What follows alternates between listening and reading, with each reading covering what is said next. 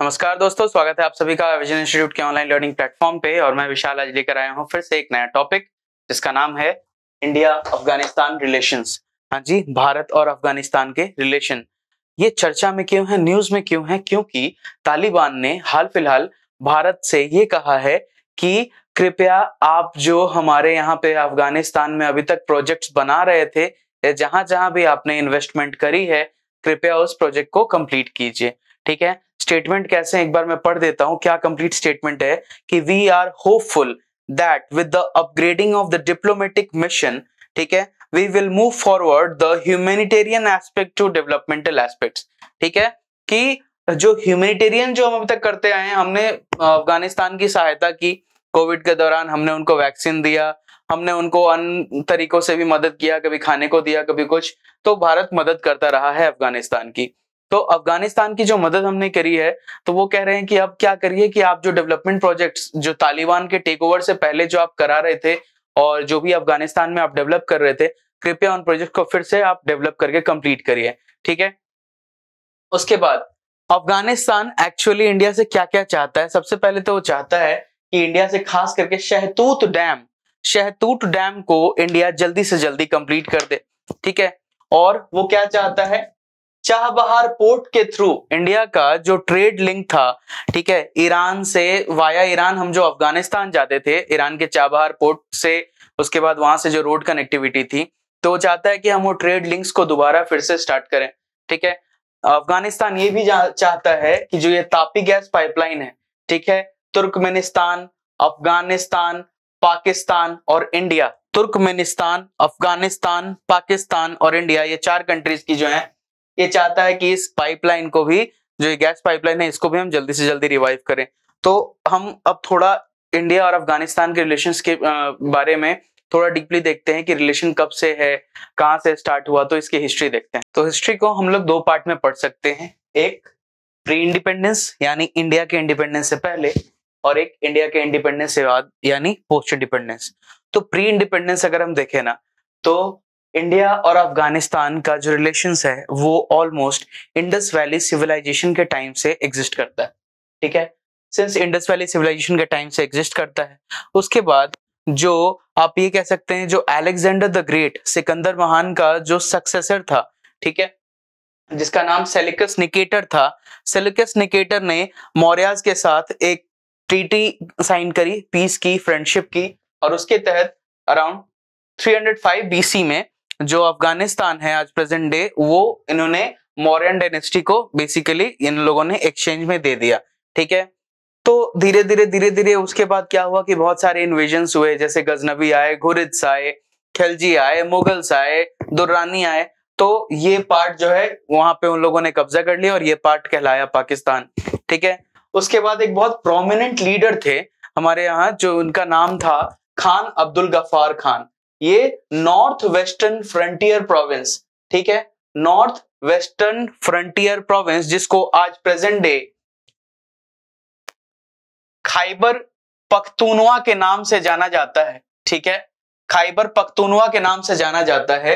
इस एरियाज में ये इन लोगों ने, खान अब्दुल गफ्फार खान ने इंडिया के इंडिपेंडेंस के लिए इन लोगों ने बहुत सहयोग किया था और इंडियन नेशनल मूवमेंट में इन लोगों ने काफी तगड़ा पार्ट लिया था। तो इंडिया की हमेशा एक सहानुभूति रही पख्तून्स के लिए, पाश्तून्स के लिए, कि हाँ, हम उनको एक इंडिपेंडेंट नेशन बनने का अधिकार है। तो इंडिया ने हमेशा इसका सपोर्ट किया, इवन अपनी आजादी के बाद भी।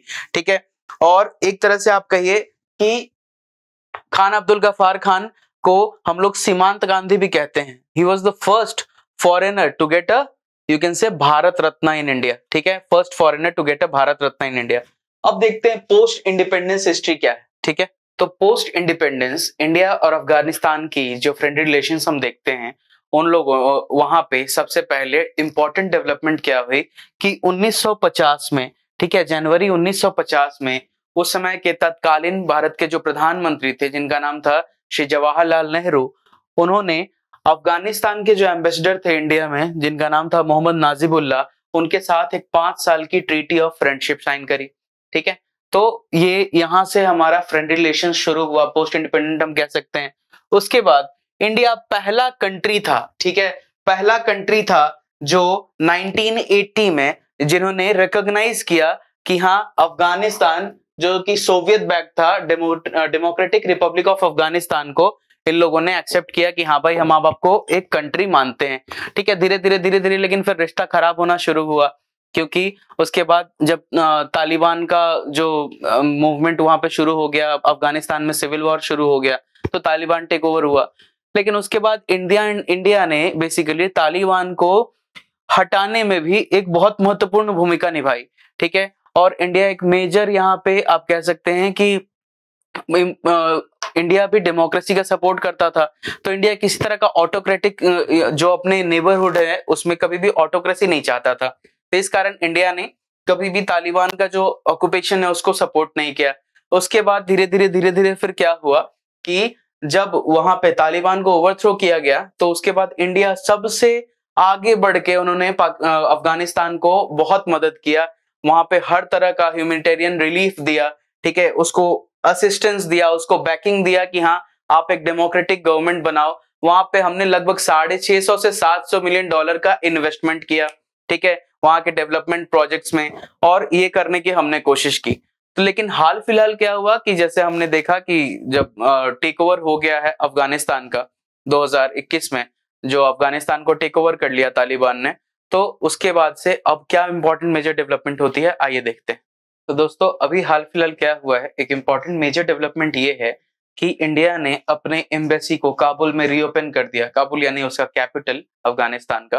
ठीक है, वहां पे रीओपन किया है, जो कि अगस्त 2021 के बाद बंद कर दिया गया था बेसिकली तालिबान के टेक ओवर के बाद। तो ये जो ओपन किया गया है, तो इससे फिर से एक नया डिप्लोमेटिक रिलेशन स्टैब्लिश करने की कोशिश की जा रही है। अफगानिस्तान भी चाहता है कि इंडिया वहां पे आए, उनके डेवलपमेंट में मदद करे, क्योंकि अब वो भी समझ गए हैं कि शांति के अलावा और कोई ऑप्शन नहीं है फिलहाल डेवलपमेंट के लिए। लेकिन इंटरनेशनल पॉलिटिक्स है, इंटरनेशनल रिलेशंस है, जैसा कि हम पहले भी जानते हैं, ना कोई परमानेंट एनिमी ना कोई परमानेंट दोस्त।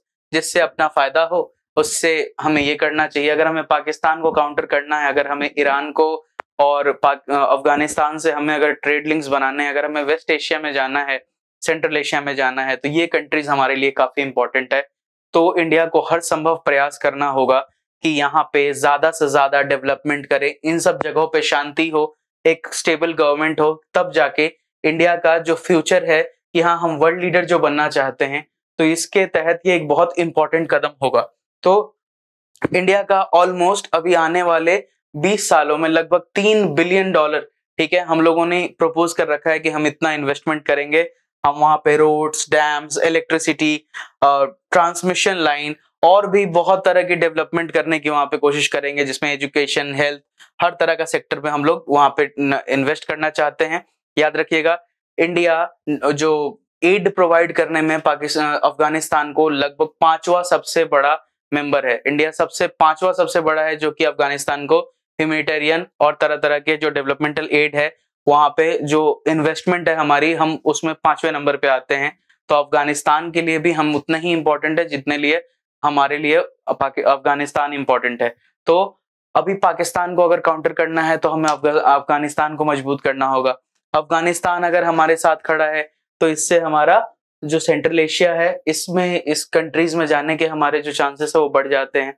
हमारे लिए बिजनेस का नया नया अपॉर्चुनिटी, नया नया मार्केट खुलेगा, जॉब्स क्रिएट होंगी। अफगानिस्तान में हमारा डायस्पोरा भी है।